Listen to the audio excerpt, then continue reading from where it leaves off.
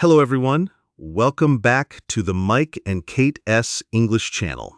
I am Mike, and I am joined by the person who keeps my English from falling apart, the amazing Kate.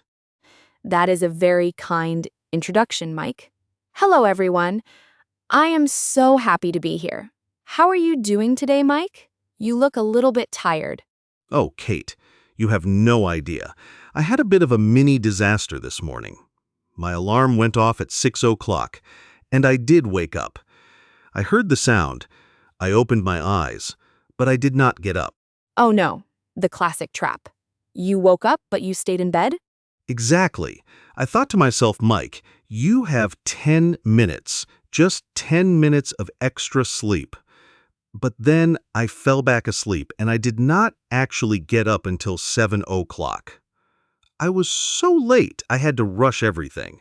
I even put my shirt on backward. That is hilarious, Mike. But honestly, that is the perfect way to start our lesson today. You just used two phrasal verbs that confuse everyone. Wake up and get up. I know! I used to think they were the same thing, but today I learned the hard way that they are very different. Waking up is just opening your eyes. Getting up is the physical act of leaving the bed. Exactly. And that is what we are talking about today. Phrasal verbs. These are those tricky little combinations of a verb and a preposition that change everything. For our listeners out there, if you feel like phrasal verbs are a nightmare, do not worry. Mike feels the same way, and we are going to fix that today. Yes, please. I need all the help I can get. My goal for today is to stop sounding like a robot and start sounding like a real human. You are in the right place. Today, we are going to look at phrasal verbs for your daily routine, from the moment you wake up until you go to sleep. We will learn how to say them naturally, because if you say them like a textbook, people will know you are just reading. We want that smooth, connected speech. I am ready. Let's do this. What is the first thing we need to know? Well, let's look at your morning disaster. You mentioned the alarm. You said my alarm went off. That is our first phrasal verb, to go off. In this context, it means to make a loud noise or to ring. Right. It is funny because go off sounds like something is stopping, but for an alarm, it means it is starting to make noise. That is a great point. English is weird like that. Now, let's look at the linking here. We do not say went off. We link them. Listen to this. Went off. Went off. Close. Try to imagine the T at the end of went moves to the start of off. Went off. My alarm went off at 6. Perfect. That is the secret sauce right there. When you link those sounds, you sound 10 times more natural. Now, after your alarm went off, you said you had to turn on the coffee machine. Oh, yes. I cannot function without coffee. I need to turn on the machine immediately. Turn on is very common for electronics. But here is the pro tip. For lights or machines, you can say turn on, but never say open the light. That is a very common mistake for many learners. I used to do that. I would say, Kate, can you open the TV? And you would look at me like I was crazy. Haha. Yes, because if you open a TV, you are taking a screwdriver and looking at the wires inside. We want to turn it on. Now, listen to the linking here. Turn on. Turn on. Yes. Mike, try it. Say, I need to turn on the coffee machine. I need to turn on the coffee machine. Brilliant! You are already sounding more like a local. Now, let's talk about the big mistake people make with phrasal verbs. This is our pothole insight for the day. Mike, have you ever tried to get on a car? Well, I usually just open the door and sit down. Is that getting on? No! And this is the funny part. Learners often say, I got on the car. But if you say that to a native speaker, they will imagine you standing on the roof of the car like a movie star. Wait, really? So I should not say get on for a car? Never. For small vehicles like cars or taxis, we say get in. You get in a car. But for big things like a bus, a train, or a plane, we say get on. It is a very embarrassing mistake if you tell your boss you were late because you were busy getting on your car. That would be a very strange sight for my boss. Okay, so get in for cars, get on for buses. Got it. Exactly. Now, let's look at the morning routine after coffee. You said you had to put on your clothes. Yes, and as I said, I put them on backward because I was in such a hurry. Put on is a great phrasal verb, but let's look at how it sounds when we speak fast. We do not say put on, we say put on. The T sounds a bit like a soft D. Put on. Put on. Like, I need to put on my shoes? Exactly. Let's try a little drill. I will say it slowly, then you say it fast. Put it on. Put it on. Again, put it on. Put it on. Hey, that feels much faster. It is a total game changer for your flow. Now, Mike, tell me about your commute. You said you almost missed the bus today? Oh, it was a nightmare. I saw the bus moving away, and I had to run after it. I was waving my arms like a crazy person. People were staring at me. It was so embarrassing. Run after. That is a perfect phrasal verb for a chase. And did you manage to get on the bus? I did. The driver saw me and stopped. I managed to get on, but it was so crowded. I had to stand the whole way. See? You used get on correctly. You did not climb on the roof of the bus. Haha, no roof climbing for me today. But then something happened when I got to work. I realized I forgot my office keys. I had to look for them in my bag for 5 minutes. Look for. This is one that students use all the time, but they often forget the for. They just say, I am looking my keys. But that sounds very strange. You always look for something. Right. I spent 5 minutes looking for them. And then I found out they were in my pocket the whole time. Found out. That is our next one. It means to discover information. Mike, let's practice the linking for find out. It sounds like find out. Find out. I find out the keys were in my pocket. Great, but watch the tense. It is the past, so found out. Found out. I found out. There you go. Now, Mike, let's talk about the cultural side of these words. Some people think phrasal verbs are just slang and that they should use formal words instead. Like instead of saying find out, they want to say discover. Or instead of put on, they want to say dawn. Wait, dawn? Like D-O-N? Yes, it is a very old formal word. But if you say, I shall now don my jacket, people will think you are a character from a Shakespeare play. I think I would look pretty cool in a Shakespeare play. Kate. Maybe, but in a coffee shop, it is just weird. Phrasal verbs are the heart of natural English. Using them makes you sound friendly and relaxed. If you use the big, formal Latin words all the time, you might sound a bit too blunt or cold. That makes sense. I want people to like me, not think I am a walking dictionary. Exactly. Now, let's move to the office. What do you do when you first arrive at your desk? First, I have to log into my computer. Then, I look through my emails to see if there is anything urgent. Log in. That is a classic tech phrasal verb, and look through is a great one for reading something quickly to find information. I usually have a lot of emails, so I have to figure out which ones are important. Figure out.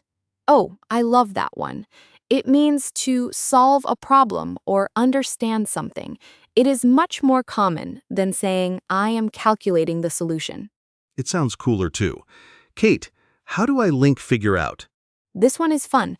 It sounds like figure out. The R at the end of figure connects to the O. Figure out. Figure out. I need to figure out this problem. Perfect. Mike, try to repeat after me. Figure out. Figure out. Now fast. Figure out. Figure out.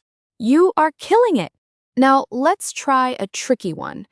When your boss gives you a difficult task, do you just do it or do you have to write it down first? I have to write it down. If I do not write it down, I will forget it in 5 seconds. Write it down. Listen to the linking. Write it down. Write it down. Exactly. It makes the sentence flow like water. Now, Mike, tell me about a time you had a problem at work. Maybe a difficult customer? Oh, yesterday was tough. I had to deal with a very angry man on the phone. He was shouting about a late delivery. I told him I would look into it and call him back. Look into. That is a very professional way to say you will investigate or check something. It sounds much better than saying, I will see what is happening. It shows you are taking action. I felt very professional when I said it. And then I had to sort out the problem with the delivery driver. Sort out. Another winner. It means to organize or resolve a situation. Mike, you are a phrasal verb machine today.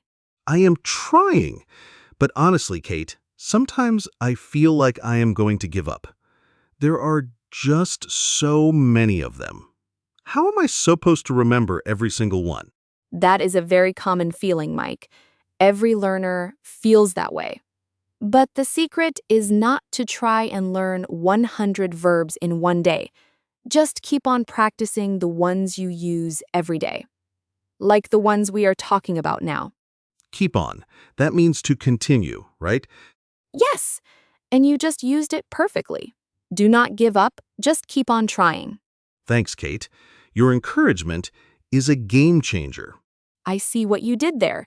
You used my slang. Love it. Now, let's talk about after work. What do you do when you are finished for the day? Well, I usually head out around 5 o'clock. I like to meet up with my friends for a drink or some food. Head out is a very natural way to say leave, and meet up is much better than just saying meet. If you say, I met my friends, it sounds like you saw them for the first time in your life. But meet up implies a planned social activity. Ah, so that is the difference. I was wondering why my friends always said meet up. It is all about the social nuance. Now, what happens if you see someone you know, but you did not plan to see them? Like at the supermarket? That happened yesterday. I ran into my old teacher. Run into. Perfect. It means to meet someone by chance. Did you talk to him for a long time? Not really. We just caught up for a few minutes. I told him about the podcast. Catch up. That means to exchange news after not seeing someone for a while. These are all so useful for social life. They really are. But I have to be careful. Sometimes, when I am with my friends, I end up spending too much money. I need to save up for my holiday. End up. That is a great one for a result that you did not necessarily plan. And save up is what we all need to do. I am trying to put away $50 every week. Put away. In this context, it means to save money in a bank account. You are being very responsible, Mike. I am trying. I want to go away this summer, maybe to the beach. Go away. To go on a trip or vacation. I hope you do. You deserve a break after all this hard work. Thanks, Kate. Now, are we ready for the big scene? I want to see if I can use all of these in a real conversation without stopping. I think you are ready. Let's do the master role play. We will not stop to explain anything. We will just play the characters.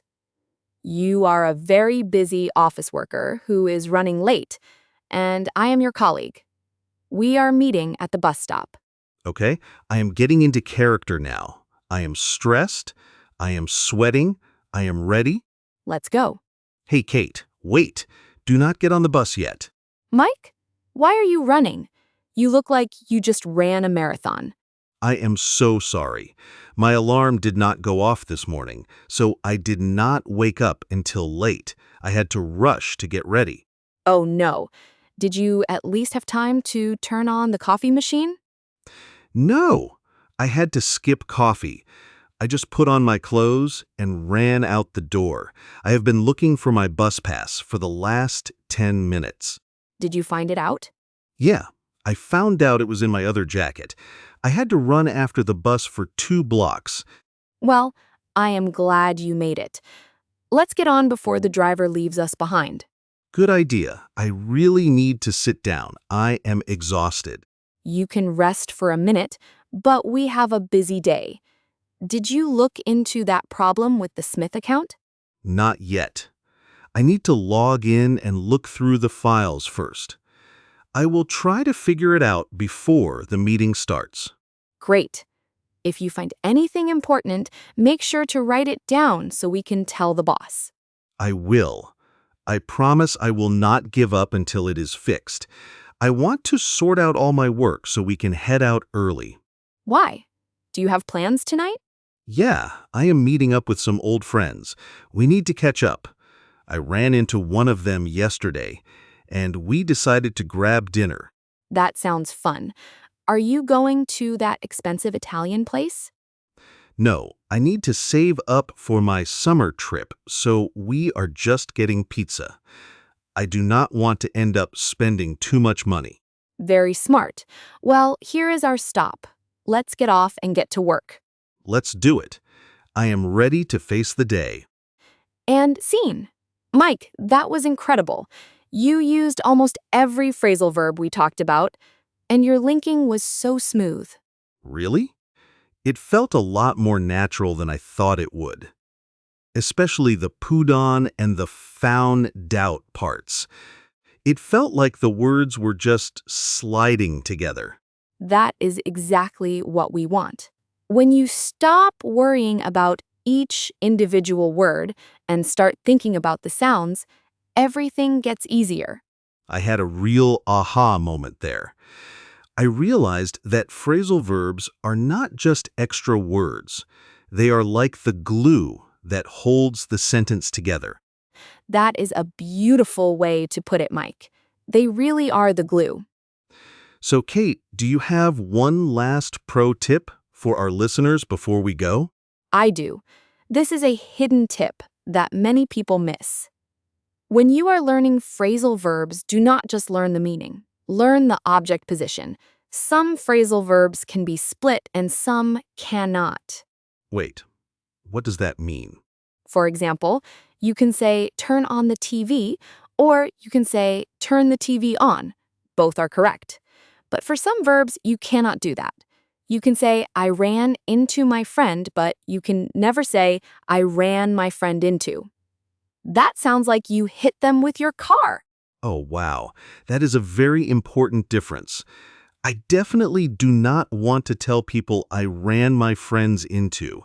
Exactly. So always check if the verb is separable or inseparable. It is a small detail, but it makes a big difference in how fluent you sound. That is a great tip. I am going to write it down right now. Good habit. Now, Mike, what is our homework for the listeners today? Okay, everyone. Here is your challenge. I want you to go to the comments section and tell us about your morning routine. Use at least one phrasal verb we talked about today. For example, tell us what time your alarm goes off or what time you usually get up. I love that. And try to use the linking we practiced. If you are practicing at home, say it out loud. Do not just type it. Say it until it feels smooth. Yes, practice makes perfect. Or at least, practice makes you sound less like a robot. Haha, exactly. Well, that is all for today's episode. Thank you so much for joining us. It was a blast. I feel much more confident now. Listeners, if you enjoyed this, please subscribe to Mike and Kate S. English channel. We have so many more tips to share with you. We really do. We are so proud of you for working on your English. Keep on practicing and do not give up. We will see you in the next episode. Bye, everyone. Goodbye.